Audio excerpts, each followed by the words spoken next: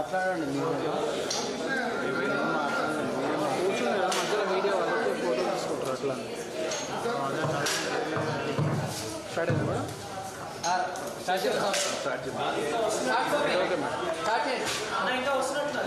Okay ఎవరు లేదు start చేయండి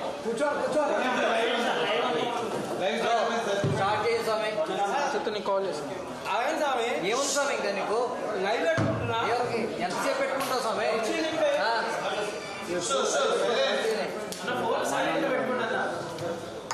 చెప్పమానండి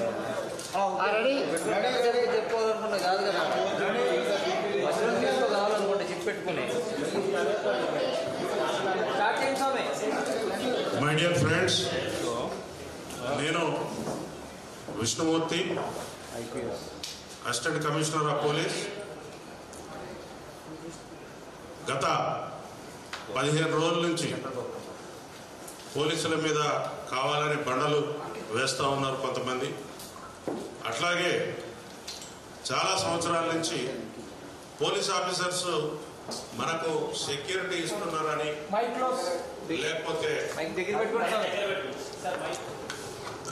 లేకపోతే ప్రజలను రక్షించడంలో నిమగ్నమై ఉన్న పోలీస్ ఆఫీసర్స్ మీద అవాకులు చవాకులు పేరుతో వారి యొక్క ఆత్మస్థైర్యాన్ని దెబ్బతీయడం కోసం చాలామంది ఒక విధంగా చెప్పాలంటే బడా బాబులు అంటే డబ్బు మదంతో పోలీసు ఆఫీసర్స్ మీద అవాకులు చవాకులు పేలుతూ ఉన్నారు. ఈ మధ్యకాలంలో వారి యొక్క ఇన్వెస్టిగేషన్ని కూడా ప్రభావితం చేసే విధంగా మాటలు మాట్లాడుతూ ఉన్నారు.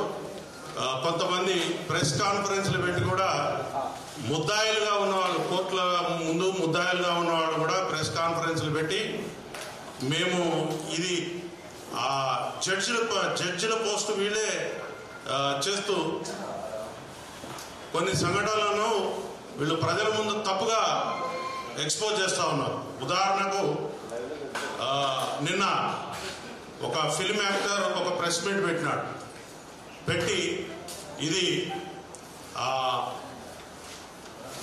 యాక్సిడెంట్ ఎవరు తప్పలేదని చెప్తా ఉన్నాడు. ఆయన జడ్జి పదవి వహించి చెప్తా ఉన్నాడు. మరి ఇట్లాంటి వాటిని మన ప్రసారాలు కూడా ఎట్లా పడితే అట్లా ప్రసారం చేయడం అనేది ప్రజలకు తప్పుడు సంకేతాలు పోతాయి. ఇప్పుడు ఎవరైనా కూడా అతని మీద ఎవరికి పగుండదు. ఆయన చేసే పని ఏదైతే ఉందో ఇది ప్రజలకు, రాజ్యాంగానికి, చట్టాలకు లోబడి ఉందా లేదా అనేది వాళ్ళు తెలుసుకోవాలి ఫస్ట్. ఎందుకంటే ఆయన పాలు తాగే పిల్లోడు కాదు. 40 సంవత్సరాల పైబడ్డ వ్యక్తి ఎంత జాగ్రత్తగా ప్రవర్తించాలి, ఎంత హుందాగా ప్రవర్తించాలి.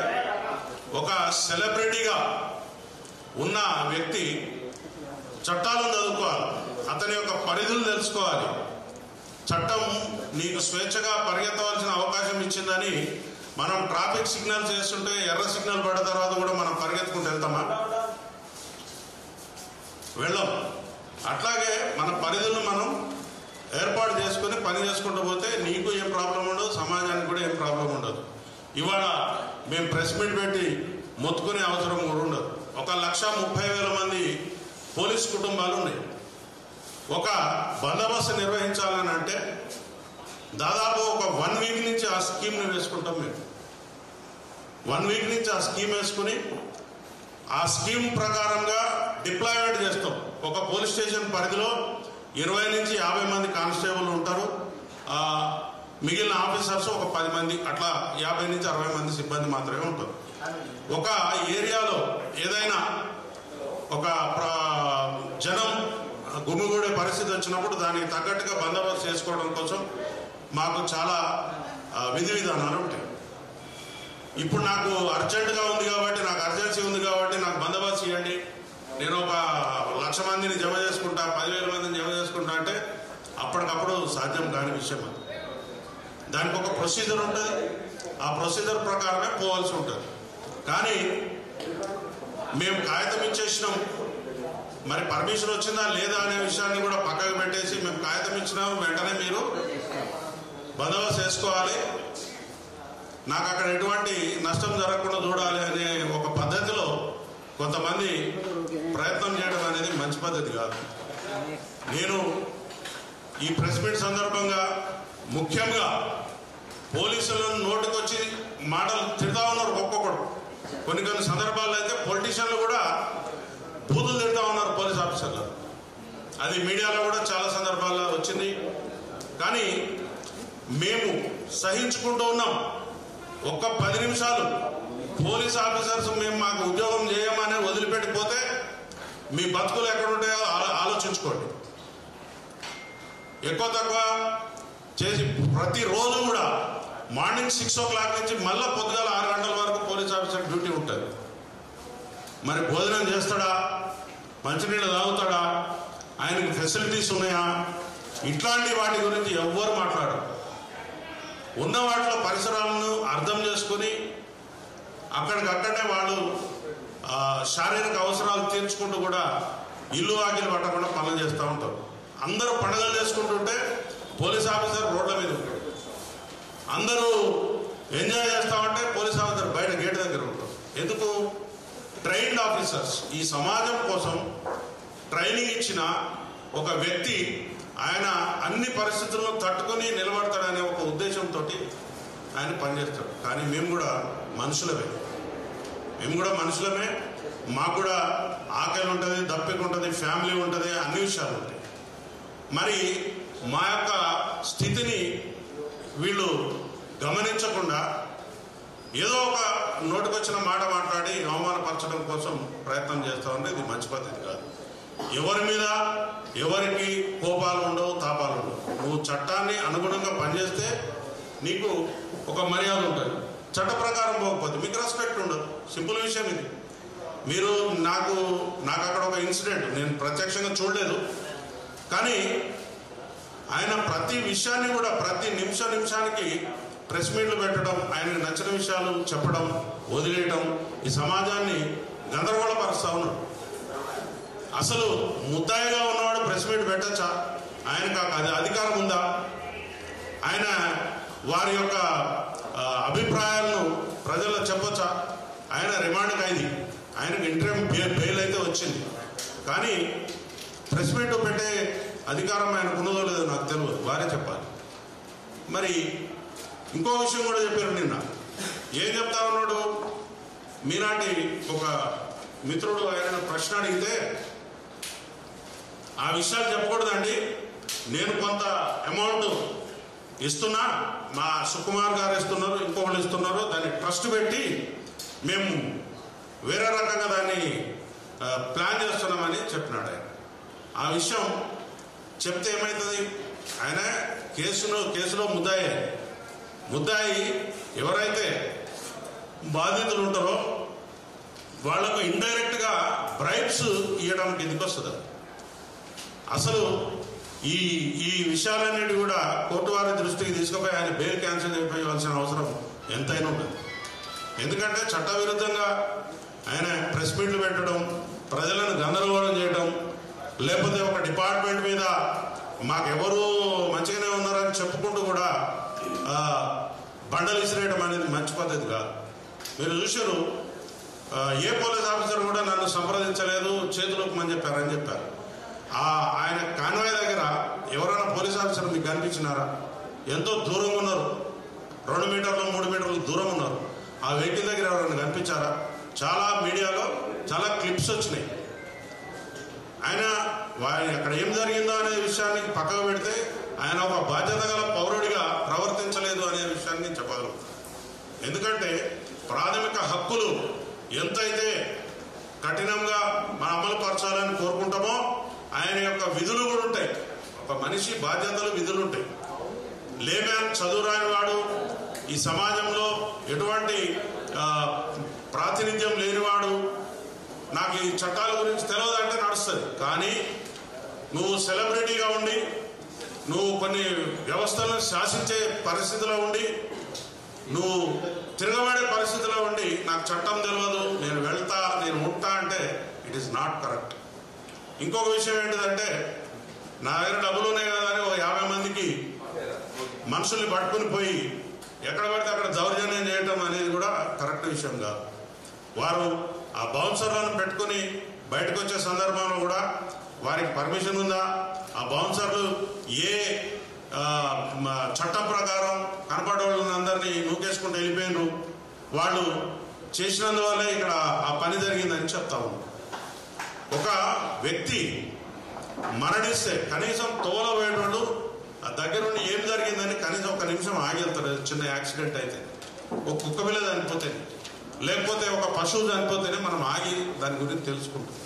నీ కళ్ళ ముందు ఇంత వ్యవస్థ జరిగి ఇద్దరు మనుషులు శవాల్లా పడిపోయి ఉంటే మీరు ఎట్లా వెళ్ళిపోతారు? సామాజిక బాధ్యత మీకుందా? సామాజిక స్పృహ మీకున్నదా? వెళ్ళిపోయిన తర్వాత ఆయన కళ్ళలో నాకు ఎటువంటి పశ్చాత్తాపం కనిపించలేదు. నేను సక్సెస్ మీట్లు పెట్టుకోలేను, ఈ 15 రోజుల నుంచి సక్సెస్ మీట్లు జరగట్లేదు అనే బాధపడి కనపడుతున్నది, నేను పోలేకపోతున్నా అనుకుంటున్నాడు తప్ప వారు చాలా సక్సెస్ మీట్లు అటెండ్ అయ్యారు. అదేవిధంగా వాళ్ళ ఇంటిని ఒక కళ్యాణ మండపం, ఒక విలాసవంతమైనటువంటి ఇచ్చేసి వచ్చేవాడు పోయేవాడు చాలా మందితో ఆయన చాలా హ్యాపీగా గడుపుతారు. మరి సమాజం, ఈ చట్టం, ఈ రాజ్యం ఏం చెప్తుందండి? ఎవరైతే బాధితులు ఉంటారో వాళ్ళ పక్షాన చట్టం మాట్లాడుతుంది, మనం మాట్లాడాలి. నువ్వు బాధితుడువా? ఏ విధంగా బాధితుడివి? పైసలు సంపాదించుకుంటే లెక్కలు చూసుకుంటా ఉంటుంది. నీకు అవకాశం కుదిరినప్పుడు, లేకపోతే నీ మీద ఎవరన్నా ఏదన్నా అన్నప్పుడు ఒక ప్రెస్ మీట్ పెట్టి ఒక బట్టగాల్చి మీద పడేసి వెళ్ళిపోతారు. నిన్న మీరు ఏం చేశారు? పోలీస్ ఆఫీసర్స్ నాకు చెప్పలేదు అన్నారు. పోలీస్ ఆఫీసర్స్ చెప్పలేదు, నేను వెనక పంపితే పోతావా? అది రాత్రి పూట కాబట్టి అక్కడ జరిగిన సంఘటనకు ఎవరైతే సినిమాలకు వచ్చారో వాళ్ళు మాత్రమే అక్కడ చూడగలిగారు. కానీ అదే ఒక డే టైం అయితే అక్కడ ఎంత రచ్చాయి ఉండేది, అక్కడ లా అండ్ ఆర్డర్ని అదుపు చేసే పరిస్థితి ఉండేదా? మీరే చెప్పాలి. ఎందుకంటే అవాంఛనీయ సంఘటనలు జరుగుతాయి. ఇక్కడ జరిగిన వాడు బాధితుడు కాకుండా పక్కనోడు కూడా ఏదో ఒక పని చేసిపోతాడు. అంత చిన్న ఇరుకైన స్థలంలో ఇంతమందిని గ్యాదరింగ్ వద్దు అని చెప్పి మా పోలీసు వారు చెప్పిన తర్వాత కూడా, పోలీసు వారు ఎట్లా చెప్తారు సార్ అని మీరు అంటారు.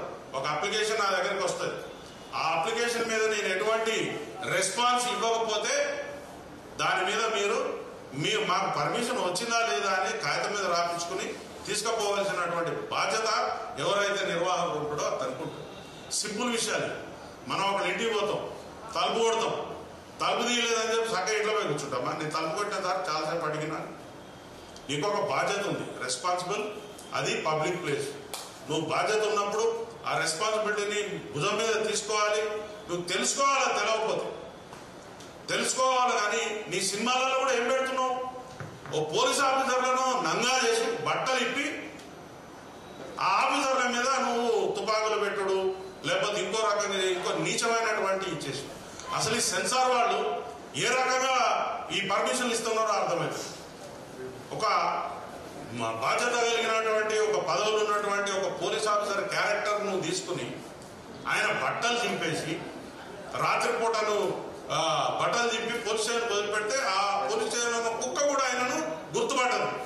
అట్లాంటి పరిస్థితులు నువ్వు సినిమా తీసే పద్ధతి అదే. నువ్వు సమాజానికి ఏమైనా సమాచారం ఇస్తున్నావు?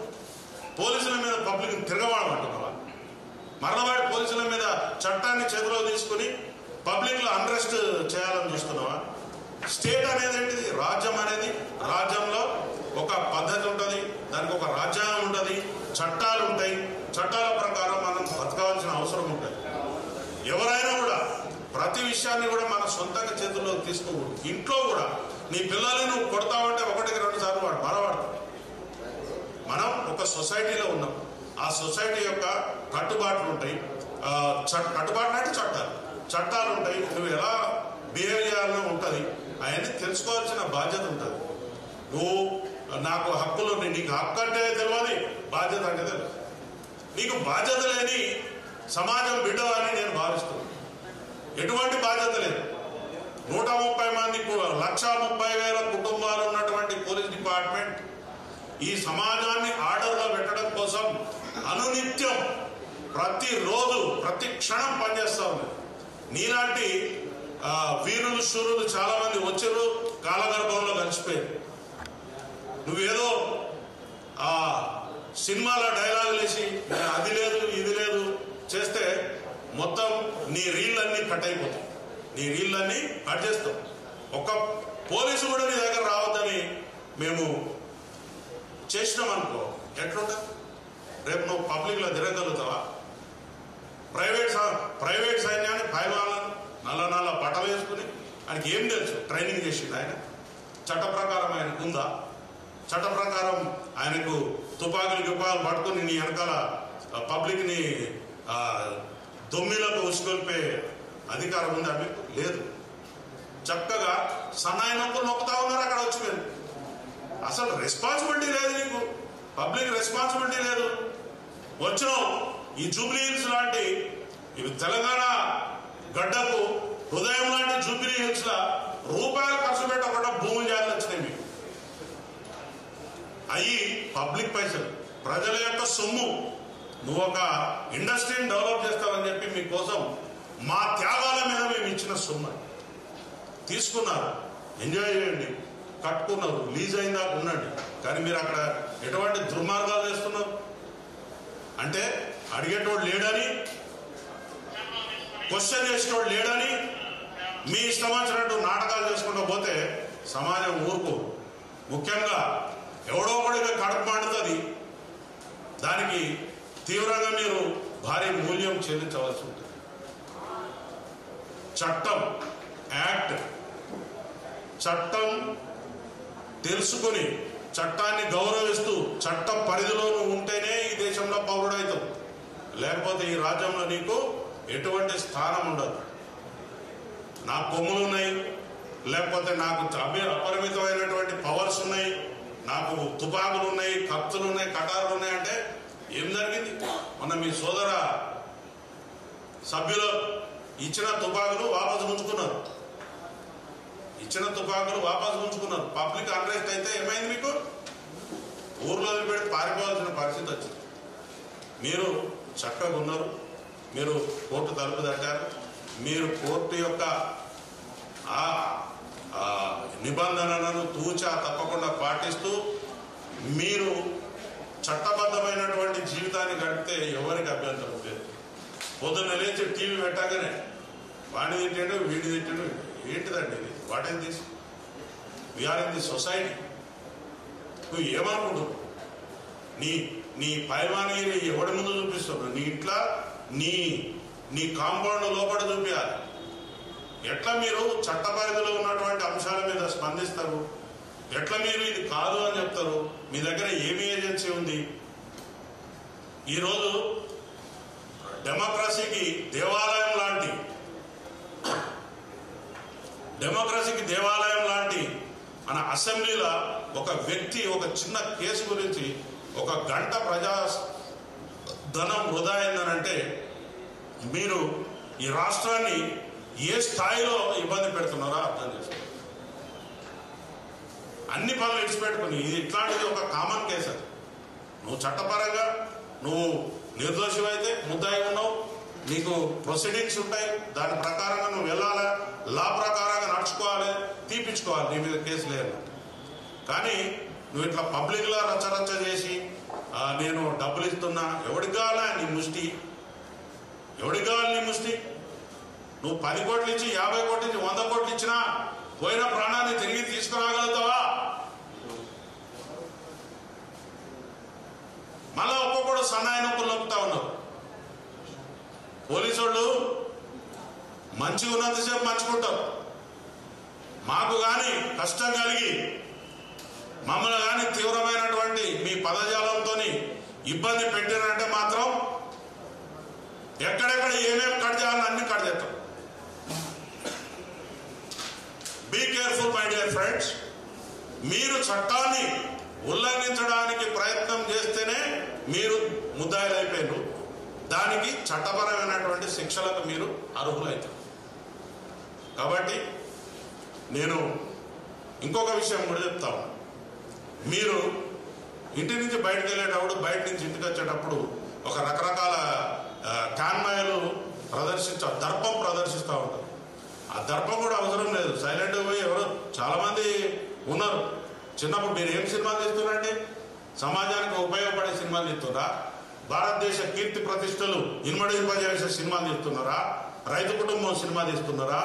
లేకపోతే ఏమన్నా నర్తనశాల సినిమా తీస్తున్నారా? లేకపోతే మన సందేశాత్మకమైన సినిమాలు తీస్తున్నారా? సాగర సంగమం లాంటి ఏమన్నా? మీరు ఏం సినిమాలు తీస్తున్నారు?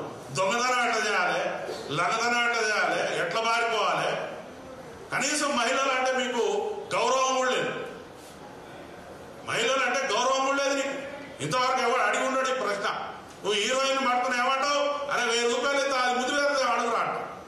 ఇదే నువ్వు నేర్పించేది? ఏం నేర్పిస్తున్నావు సమాజానికి?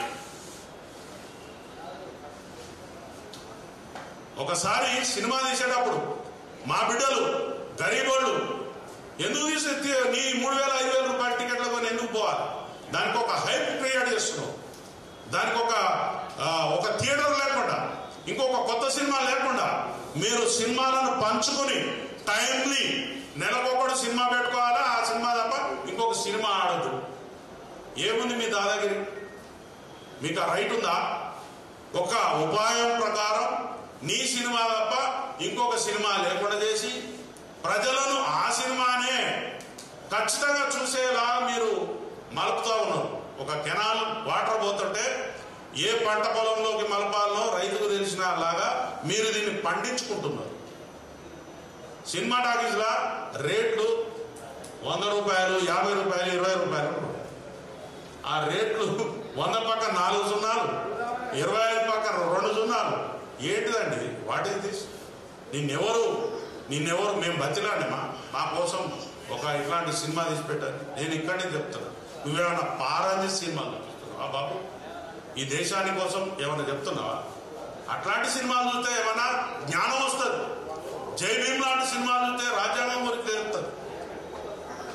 లేకపోతే చారిత్రాత్మకమైన సినిమాలు చూస్తే, కోడెనాగు లాంటి సినిమాలు చూస్తే కులాన్ని ఎట్లా విడగొట్టాలో తెలుస్తుంది. నిప్పులాంటి మనిషి సినిమా చూస్తే ఒక పోలీస్ ఆఫీసర్ ఎంత గొప్పగా ఉద్యోగం ఎదురడో తెలుస్తుంది. ఒక మత సామరస్యం ఎట్లుండాలో తెలుస్తుంది. నువ్వు చేసేదేంటి? నువ్వు చేసేదేంటి? నీకు ఎవడిస్తున్నాడు గైడెన్స్? చెప్పేది ఒకటి, చేసేది ఒకటి. మీరు మీ తోలు మంచిగా ఉంచుకోకపోతే తోలు పలగొడతాం. ఒక శాఖ మీద మీరు పేరు చెప్పకపోవచ్చు, ఇంకోటి చెప్పకపోవచ్చు, పని చేయలేదంటారు. అక్కడ పోలీసు వారి డ్యూటీ కాదు అది. కానీ ఆ పడిపోయిన ఆ బాడీలకు రెస్పిరేషన్ ఎట్లా ఇస్తున్నారు చూసారు కదా. మూతలకు మూతి పెట్టి పోలీసు వాళ్ళ పని అనేది. కానీ ఒక వ్యక్తి అక్కడ జీవితం పడిపోయాడు తీసుకుని ఆ యొక్క రెస్పిరేటరీ సిస్టమ్ అట్లా అందించారు. కాబట్టి అందులో ఒక బాబు ఇవ్వడం మన కోసం అవకాశం. సో మై ఫ్రెండ్స్, దయచేసి నేను ఈ పత్రికా ముఖంగా, మీడియా ముఖంగా నేను మన వాళ్ళకి చెప్పేది ఏంటిదంటే, ఒక గొప్ప సందేశాత్మకమైనటువంటి సినిమాలను మనం ప్రోత్సహిద్దాం. సందేశాత్మకమైన సినిమాలు చాలా ఉన్నాయి, ప్రోత్సహిద్దాం. కానీ మనం ఏ పని చేసినా కూడా సమాజ శ్రేయస్సును దృష్టిలో పెట్టుకుని సొంత లాభం కొంత మానుకో పొరుగు వారి కోసం పాటుపడవా అని చెప్పినారు మన కవులు. అది చదువుకోండి, నేర్చుకో, సబ్జెక్ట్ నేర్చుకో. నువ్వు గొప్పగా నీకు హావభావాలు ప్రకటించడం రాదు, నటించడం రాదు, చచ్చిపోయిన మనిషి గురించి చెప్పడం నీకు అంతకంటే రాదు. నువ్వు ఎట్లా నటుడు అయినావా నాకు అర్థం కాదు. చెప్పు. నువ్వు చెప్తున్నావు అదే నాకు పైసలు రాలేదు, నా సినిమా డుమ్మా అన్నది, ఇజ్జత్ మొత్తం పోయింది. ఆ పైసలు రాని ఫ్రస్ట్రేషన్ నీ దగ్గర కనబడుతుంది. కానీ నువ్వు ప్రజల కోసం సర్వీస్ చేసే ఏదైతే చితికిపోయిన ఫ్యామిలీ గురించి నువ్వు ఆలోచించే యొక్క ఫీలింగ్స్ నీ ముఖంలో మాకు కనిపిస్తుంది. కాబట్టి ముందు నటన నేర్చుకో. ఇదైనా నటించు నువ్వు ఫస్ట్. ఇట్లాంటి ఎవడు చేయైనా దురదొచ్చిన కాడ ఎక్కడైనా గోక్కోవడానికి వెళ్ళిపోతుంది. చెయ్యి, పెద్ద విషయమేం కాదు. అది అప్రయత్నంగా పోతుంది. నాకు నేనేం దానికోసం పెద్ద యాక్షన్ నేర్చుకోక్కర్లేదు, లేకపోతే ప్రతిభ చూపి అక్కర్లేదు. ఆటోమేటిక్ పోకుండా చెమట పడతాను, తుడుచుకుంటా. చిన్న చిన్న విషయాలు. నువ్వు మహానటుడు కాదంటలేదు, కానీ నువ్వు మా డిపార్ట్మెంట్ మీద వ్యక్తిగతంగా పోలీస్ అధికారులు నాకు చెప్పలేదు, నన్ను పిలవలేదు, నేను చెప్తే వెళ్ళిపోయేటోండి. ఎందుకు చెప్తారు నీకు? నువ్వు తీసిమార్కానువా? నువ్వు మామూలు పౌరుడివి, you are a common citizen. నీకు సిటిజన్షిప్ ఇక్కడ ఉందో లేదో కూడా తెలియదు. నీ ఆధార్ కార్డు ఎక్కడుందో మాకు తెలియదు. ఫస్ట్ ఆంధ్రాలో ఉందా, తెలంగాణలో ముందు అది డిక్లేర్ చేయాలి. ఏంటి ఈ వ్యవస్థ ఏంది? నువ్వు చేసే కథ ఏంది? మా యొక్క అసెంబ్లీ సమావేశాలు నడుస్తున్నాయి, అక్కడ బ్రహ్మాండమైనటువంటి పైసలు, ప్రజల పైసలతో చర్చలు నడుస్తున్నాయి. నీ రామాయణమేరా బాబు మాది. ఇది ఏంటిది? ఇక్కడ గంట సమయం, it is a valuable time. ఒక నిమిషానికి 2 లక్షలు 3 లక్షలు ఖర్చు అవుతాయి. గంట సమయం పోయింది మా అసెంబ్లీ. ఏమంటావు? అసలు నీ గురించి మేమెందుకు ఇక్కడ బాధపడాలి? పిచ్చి పిచ్చిగా. నీకు ఈ తెలంగాణ సమాజం చాలా మంచిది, సౌమ్యులు, ఎవరైనా ఆదరిస్తారు. కాబట్టి మీరు ఇంకా ఇక్కడ నాటకాలు చెప్తారు. కాబట్టి నేను ఒక మంచి సందేశాన్ని, ఒక సున్నితంగా మిమ్మల్ని హెచ్చరించడం కోసమే నేను ఇక్కడ వచ్చిన. మా యొక్క కుటుంబాలు 1,30,000 మంది పోలీస్ ఆఫీసర్స్, వాళ్ళ ఫ్యామిలీస్ ఒక్కసారి అడ్డం తిరిగితే ఏం జరుగుతుందో మీకు తెలియదు. కాబట్టి నేను చెప్తున్నా, పోలీసు వారి మీద నోరు బారేసుకోవడం బంద్. మా ఇన్వెస్టిగేషన్ సక్కలేదు, మేము సరైన శిక్షణలు పెట్టలేదు. There is a platform. నువ్వు చక్కగా పో, చట్టం దగ్గర పో. వీళ్ళు సరి అయినటువంటి నా మీద అభియోగాలు పెట్టలేదు కాబట్టి దాన్ని రద్దు చేయించుకో. రద్దు చేయించుకున్న తర్వాత నీకు ఇంకా బాగా కసి కోపం ఉంటే వారి మీద డిఫేమేషన్ చూపి. కానీ అడ్డదిడ్డంగా పోలీస్ అధికారుల జోలికి వస్తే మాత్రం ఇందాక నేను చెప్పినట్టు కట్ అవుతుంది, రీల్స్ కట్ అవుతాయి. సీదా చెప్తున్నా, రీల్స్ కట్ అవుతాయి. ఇన్ని రోజులు మేము వేచి చూసినాం. ఇంకా కొంతమందికి చెప్తున్నా నేను, పోలీస్ ఆఫీసర్లను లంచొడక, వాడేవాడు వీడేవాడు దొమ్మికొద్దాం అది చేద్దాం అనుకున్న పెద్ద మనుషులకు కూడా రీల్స్ కట్ అవుతాయి. మేము టాలరేట్ చేసే స్థితిలో లేవు. Be careful in future. చట్టం ఏదైతే పోలీస్ ఆఫీసర్ చేస్తాడో ఆ చట్టంలో నీకు ఎటువంటి నొప్పి కలిగినా, నీకు చాలా ఏజెన్సీస్ ఉన్నాయి, వేదికలు ఉన్నాయి, మీరు ఆ ప్రదేశాలలో పోయి ఈ పోలీసు మీద యాక్షన్ తీసుకోండి చెప్పొచ్చు. కానీ అంత పని చేసి దగ్గర 10,000 మంది క్రౌడ్ ఉన్నది, 50 మంది కూడా లేరు అక్కడ ఆఫీసర్స్. మొత్తం నీకు పోలీసులతో వచ్చి నీకు అక్కడ పనిచేస్తున్న తర్వాత కూడా నువ్వు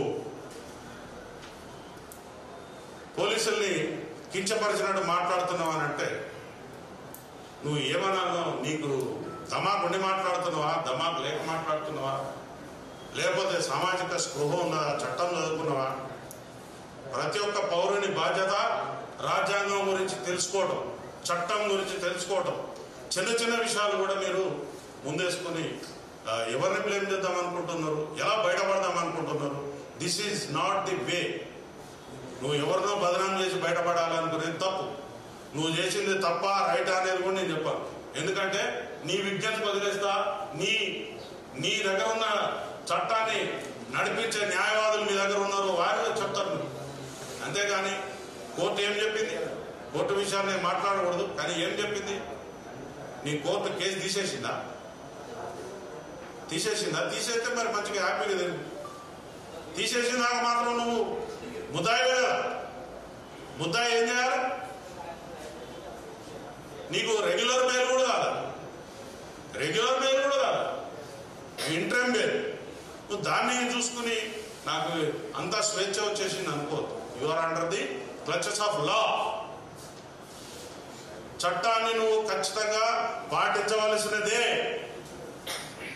చట్టాన్ని పాటించకపోతే జైలు ఊసల వెనక ఉండాల్సిందే. అది చట్టం.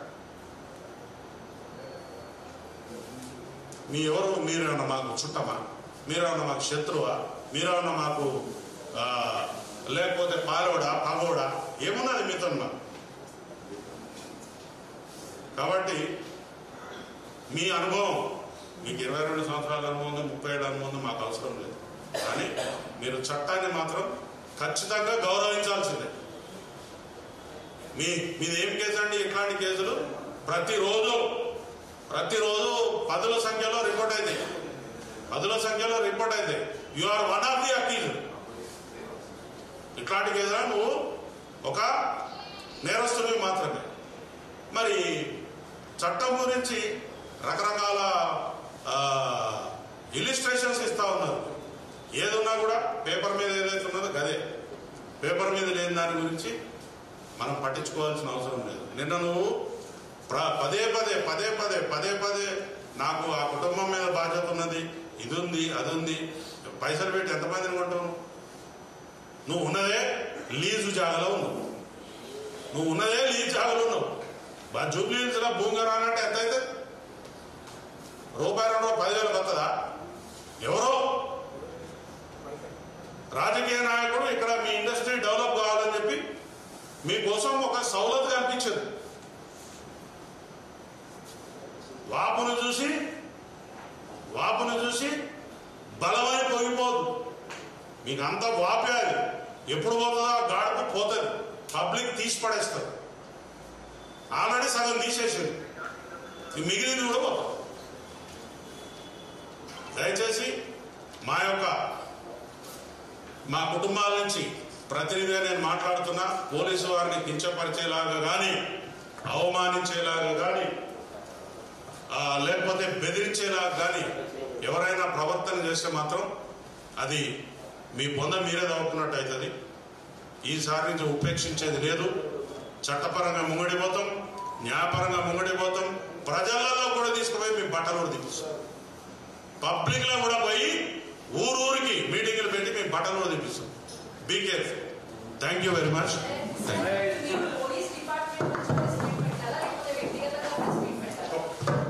ఒక పోలీస్ ఆఫీసర్గా మా యొక్క ఆత్మస్థైర్యాన్ని దెబ్బతీస్తూ మా కుటుంబాలను వేధింపులకు గురి చేస్తున్నటువంటి ప్రశ్నలు ఇవి. Yes, not union, this is association. Our family members are suffering a lot by hearing this, watching this TV channels.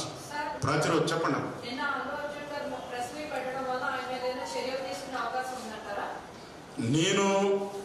నేను ఒక ఫ్యామిలీ మెంబర్గా మాట్లాడుతున్నాను. ఇప్పుడు ఆయన ఒక పోలీస్ ఆఫీసర్గా నేను మాట్లాడుతున్నాను.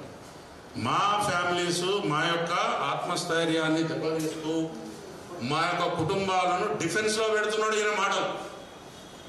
ఆయన తీసిన సినిమా ఏంటిదండి? ఒక సీనియర్ పోలీస్ ఆఫీసర్ని తీసుకుపోయి రాత్రి కూడా మందు తాగిపించి లక్షల రూపాయలు ఇచ్చి బట్టలన్నీ కూడా తీసుకొస్తే పోలీస్ స్టేషన్కి వస్తే ఆయన కుక్క కూడా గుర్తుపడదు. ఆయన అటువంటి సమాజాన్ని సృష్టించాలని నేను అనుకుంటున్నా. లేకపోతే స్మగ్లర్ల చేతిలో పోలీసు వాళ్ళ బట్టలు ఇప్పియాలని నేను చూపిస్తున్నాడా? అది మా క్వశ్చన్. ఆయన చట్టపరంగా పోవడానికి నాకు ఎటువంటి అభ్యంతరం లేదు.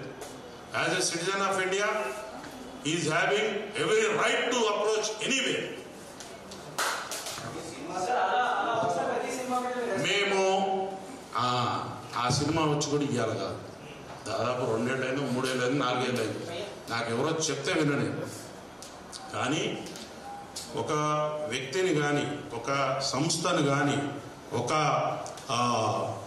ఒక సమాజాన్ని కానీ హ్యూమిలేట్ చేయటం అనేది చాలా దుశ్చర్య.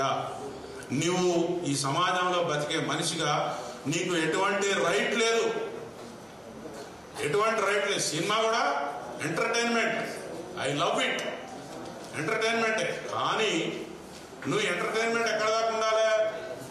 నిన్ను పిలుస్తా రాతమ్మి అని ఇట్లాంట జబ్బమే చేస్తా. It is an entertainment. రాని ఇంటి మీద ఒకటి మిగతా అది ఎంటర్టైన్మెంట్ అవుతుందా? అది అటాక్ అవుతుంది.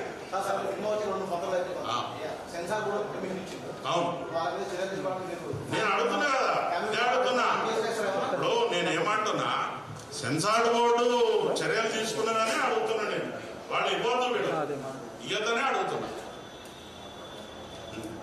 ఇంట్లో ప్రెస్ మీట్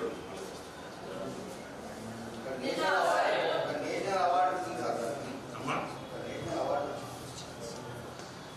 నేను ఒక విషయాన్ని మీకు చెప్తున్నా, నేషనల్ అవార్డు రావచ్చు, ఇంటర్నేషనల్ అవార్డు రావచ్చు, లేకపోతే ఆయనకి రకరకాల రావచ్చు. మీరు ఆ మాట అన్నారు కాబట్టి చెప్తున్నా. కరెక్టే సార్, నేనేమంటలేదు. పోలీసు వాళ్ళను బట్టలిపి తన్నినందుకు నేషనల్ అవార్డు ఇచ్చారు ఆయనకి. అందులో ఇది ఒకటి ఉంది కదా. మరి నేనేమనుకుంటున్నా, మేము ఆ సినిమా చూడలేదు, నాకు ఇప్పుడే తెలిసింది అది విషయం. రాత్రి ఎవరు అంటే ఇట్లా బట్టలు ఇప్పిండు పోలీస్ ఆఫీసర్ అంటే అవునా అని నేను అది కోట్ చేసిన. ఎవరు ఆయన బాధ్యతగా ఏం పిటిషన్ వేసినా చూడండి అక్కడ.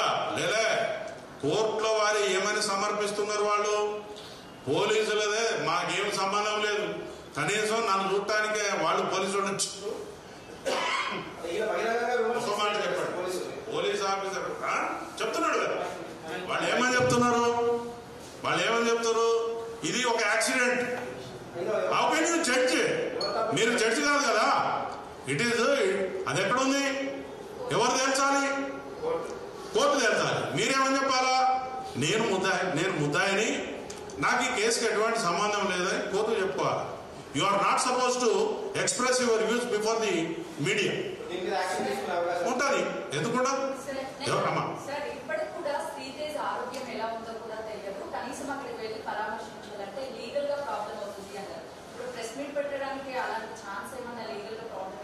నేను లీగల్గా నాకు కూడా తెలుసు, కానీ నేను లీగల్ ఇష్యూస్లో పోదు. నేను నా ఆవేదన, మా కుటుంబాల యొక్క, మా పిల్లల యొక్క అంతరార్థాన్ని నేను మీ ముందు చెప్పడానికి వచ్చాను. ఎవరు ఆఫీసర్లు సాహసిస్తలేరు, తిట్లు తింటున్నారు, నోరు మూసుకుంటారు, పోతారు, అయిపోయింది. పోయి సీనియర్ ఆఫీసర్లు చెప్పుకుంటే ఈ పోలే బాబు అని పెద్ద మనసుతోని మా ఆఫీసర్లు కూడా చిన్న చిన్న విషయాలు వివాదాలు పోతారు. చెప్పండి. అవును, ఆయన కోర్టు పర్మిషన్ ఉండాలి.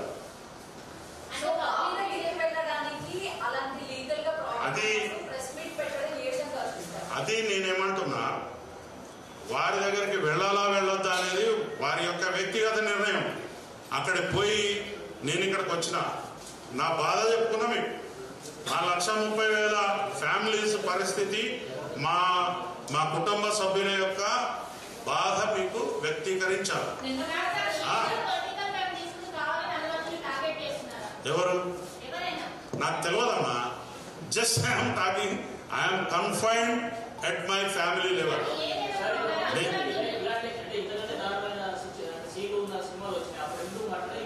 నేను సినిమాల గురించి కూడా మాట్లాడతలేదు.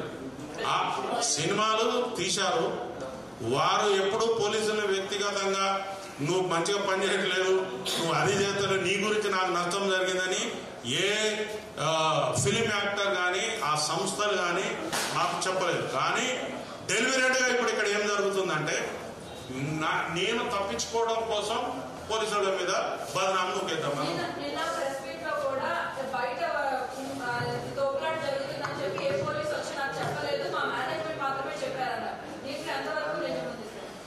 నేను ఆ విషయాల నిజాల కంటే మేనేజ్మెంట్ అనేవాడు, నేను నా ఇంటికి ఒక పెద్ద అతిథి వస్తాను, వచ్చినప్పుడు ఆయన నువ్వు ఈ సోఫాలో కూర్చొని టీవీ చూడని నేను బయటికి, I can't go out side. కానీ నా ప్రెమిసెస్ లో ఏమేమి జరుగుతున్నదో నిమిషానికి సమాచారం ఉంటుంది నా దగ్గర. సార్ ఇట్లా జరిగింది, స్టాంపేడ్ అయింది, మనోళ్ళు బౌన్సర్లు కొంతమందిని నెట్టేసిన తర్వాత అక్కడ ఒక ఇష్యూ అయింది, మీరు బయటికి పోండి అని చెప్పే ఉంటారు, చెప్పకుండా ఉండరు. ఎందుకంటే అది చాలా సీరియస్ ఇష్యూ, అది అర్ధరాత్రి కూడా జరిగింది కాబట్టి నువ్వు సైలెంట్గా ఉన్నావు. అదే డే టైంలో అట్లాంటి ఇన్సిడెంట్ జరిగితే దానిని ఆపే తరం ఎవరికైనా అవుతుందా మీరు చెప్పండి? అవుతుందా? ఆవేశపరులు ఉంటారు, ప్రతి ఒక్క మైండ్ మనస్తత్వం డిఫరెంట్గా ఉంటుంది. అదే కదా చెప్తున్నా, ఆయన చర్యలు మీరు చూశారు కదా. ఆ సిపిఆర్ చేపిస్తున్నారా పోలీసులు? చెప్పేది వినండి, చూస్తారా? మనిషి వచ్చిండమ్మా, చూస్తారు, ఏదో ఇష్యూ అయింది వెళ్ళిపోతారు కదా. ఇక్కడ ఎందుకు ఉంటారు? ఇప్పుడు నేను ఇక్కడ వచ్చిన బయట ఏదో ఇష్యూ జరుగుతుంది, మీరు ఉంటారా? వెళ్ళిపోతారు. అదేదో ఇంపార్టెంట్ అని పోతారు. అక్కడ ఏదైనా ఒక బ్లాస్టింగ్, ఒక కొట్లాట, ఒక దొమ్మి, ఒక అల్లరి కనపడితే ఉండరు కదా. ఇప్పుడు పోలీసు అనేవాడు కూడా మనిషే, కానీ నీకు డ్యూటీ ఎక్కడి నుంచి ఎక్కడికి వేసినాం? డ్యూటీలో ఉన్నవాళ్ళు అందరూ నీ దగ్గర కూడా కొంతమంది ఉంటారు, డయాస్ మీద ఉంటారు, టైలెంట్లో ఉంటారు, ఊరు బయట ఉంటారు, టాయిలెట్స్ దగ్గర ఒకడు ఉంటారు, బందోబస్తు ఎట్లా ఉంటారు అట్లుంటుంది. నీ దగ్గర ఉన్నవాడు చూడవచ్చు, చూడలేదని నేను అంటలేము. మేమేమి మానవాతీత మనుషులం కాదు. ఒక ఫిలిం హీరో అక్కడికి వచ్చిందంటే చూడడానికి ఒక ఛాన్స్ ఉంటుంది. మరి అట్లనే ఒక లీడర్ ఎవరైనా వచ్చిందంటే ఆయన దగ్గర పోయి చూడాలి, టీవీలలో పడాలి, చాలా మంది పోతారు. మా వాళ్ళు కూడా ఒకళ్ళిద్దరు పోయి ఉండొచ్చు, కానీ డిప్లాయ్మెంట్ చేసిన ఫోర్స్ మొత్తం అక్కడికి పోయింది అని చెప్పడానికి వాళ్ళ దగ్గర ఆధారం ఉందా? లేదు. ఎవరు? బౌన్సర్లు వెళ్ళిపోయింది కదా, ఆల్రెడీ థియేటర్ నింపి పెట్టుకున్నారు. నేనేమంటున్నా, I'm not talking about theatre. బయట ఏదైతే ప్రదేశం ఉన్నదో అది పబ్లిక్ గ్యాదరింగ్ కి అనువుగా లేదు అనే విషయాన్ని ఆ కన్సర్న్ పోలీసు వారికి చెప్పిన తర్వాత కూడా నేను 10 అడుగుల దూరమే జులూస్ తీస్తా, 5 అడుగుల దూరమే జులూస్ తీస్తా అంటే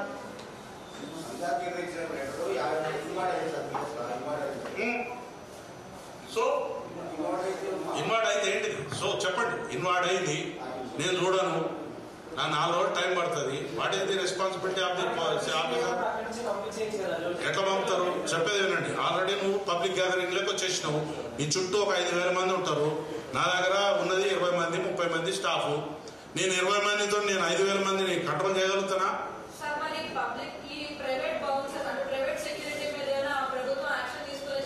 పక్కా తీసుకుంటాం, పక్కా. చెప్పేది వినండి, ఒక నిమిషం వినండి. ప్రైవేట్ సెక్యూరిటీ అనేది private, it is a private. వాడు చట్టానికి అతీతుడు కాదు, చట్టంతోనే పనిచేయాలి, చట్టంతోనే పనిచేయాలి. He is not suppose to throw anyone. నువ్వు నీ మనిషికి చుట్టూ ఉండండి, దానికి ఒక ప్రొసీజర్ ఉంటుంది, రోప్ ఉంటుంది, దానికి ఒక అడ్వాన్స్ పైలటింగ్ ఉంటుంది, అన్నీ ఉంటాయి. అది పోలీసు వారు నీకు ప్రొటెక్షన్ ఇస్తే ఇవన్నీ జరుగుతాయి. నువ్వు ఎవరినో చదువురాని అంటే ఆ పర్టికులర్ డిపార్ట్మెంట్లో అనుభవం లేని వాడిని తీసుకుని వచ్చి బాగా కండలు బాగున్నాయని చెప్పి నువ్వు వాడిని పోయి ఈయన పోయి అంటే జైలు పోతాడు. ఏం జరుగుతుంది? చట్టం ఆ పని చేస్తుంది. ఇప్పుడు ఆయన మీద కేసులు పెట్టారంటున్నావు, మరి కేసులు పెట్టారంటే నువ్వు దాన్ని ఎక్కడ ఛాలెంజ్ చేయాలి? మీడియా ముందు ఛాలెంజ్ చేయాలా? మనం కాదు కదా అథారిటీ. మీరు చాలా డిఫరెంట్ వ్యాఖ్యానాలు వచ్చినాయి. I don't want to go in to those debates. ఆ వ్యాఖ్యానాల్లోకి నేను పోదలుచుకోలేదు, ఎందుకంటే నాది ఒక ఎయిమ్ ఉంది. నా యొక్క ఫ్యామిలీస్ మీద, నా యొక్క సహచరుల మీద, నా యొక్క డిపార్ట్మెంట్ మీద మీరు ఇష్టం వచ్చినట్టు మాట్లాడితే మాత్రం సహించం. ఒకవేళ మేము తప్పు చేసినాం, తప్పు చేస్తే మా సీనియర్ అధికారులు ఉన్నారు, దాని మీద ఇంకొక అధికారం ఉంటుంది, దాని మీద ఇంకొక అధికారం ఉంటుంది మా మీద యాక్షన్ తీసుకోవడానికి. But you are not suppose to insult before the public. మీరు మీ వ్యూస్ చెప్పొచ్చు, నేను కూడా చెప్పినా కదా. నేనేమన్నా చెప్పినా చెడ్డ మాటలు చెప్పరా? ఎవరు? నేనేమియను కానీ నేను ఒక సమాజానికి గరీబోళ్లకు ఒక విషయం చెప్తా. నేను అదే చెప్తున్నా, నేను సమాజానికి పేదవాళ్లకు అప్కమింగ్ మిడిల్ క్లాస్ ఫ్యామిలీస్కి ఏం చెప్తున్నా అంటే, నీకు ఒక 10-15 రోజులు ఆగితే ఓటీటీ ప్లాట్ఫామ్ మీద రూపాయకో 20 రూపాయలకో వచ్చే సినిమాను నీ జీతం సగం జీతం కష్టపెట్టుకుని పోయి వారి బొంద మీద కొట్టదు. ఒకటి. రెండోది ఏంటంటే, నా పిల్లలకు చెప్తున్నా, నేను పేద వర్గాలకు సంబంధించిన మిడిల్ క్లాస్ వర్గాలకు సంబంధించినటువంటి పిల్లలు ఎక్కువగా ఊహించుకోకండి నీ హీరో గురించి, ఎక్కువగా ఊహించుకోకండి నీ హీరోయిన్ గురించి, ఎక్కువగా ఊహించుకోకండి నీ యొక్క పరిస్థితుల గురించి. నువ్వు, నీ కుటుంబం, నీ తల్లిదండ్రులు, నీ బజారు, నీ యొక్క ఊరు మాత్రమే ఇంపార్టెంట్. ఈ బాగు చేసుకోగలిగితే మన సమాజం చాలా గొప్పగా వెళ్తుంది. పారంజిత లాంటి ఒక సందేశాత్మకమైనటువంటి చిత్రాలు ఇచ్చే వాళ్ళు డైరెక్టర్స్ ఉన్నారు. అట్లాంటి సినిమాలు చూడండి, 2000 కాదు 4000 పెట్టి చూడండి, మీకు కొన్ని విషయాలు తెలుస్తాయి. ఎక్కడ చట్టం ఏం చేస్తుంది, ఎక్కడ పోలీసు వారు అతిక్రమించదు, ఎక్కడ వకీలు అతిక్రమించదు, ఎక్కడ మనం జీబ్రా లైన్స్ అతిక్రమించదు. చట్టం అంటే నువ్వు నీ యొక్క స్ట్రెంగ్త్ ఏంటో నీకు తెలుసు. నేను అవార్డు గురించి నాకు తెలియదు. ఇప్పుడు చెప్తా వినండి, అది తెలుసుకుంటే నీ హక్కుల గురించి తెలుస్తుంది. ఆ సినిమా గురించి తెలుసుకుంటే నీ హక్కులు తెలుస్తాయి. నేను ఆల్రెడీ చెప్పేసిన, ఆల్రెడీ మమ్మల్ని కెలకద్దు, రీజన్ లేకుండా మీరు ఇబ్బంది పెట్టినంటే మాత్రం మీకు రీల్స్ కట్ అయితే రీల్స్ కట్.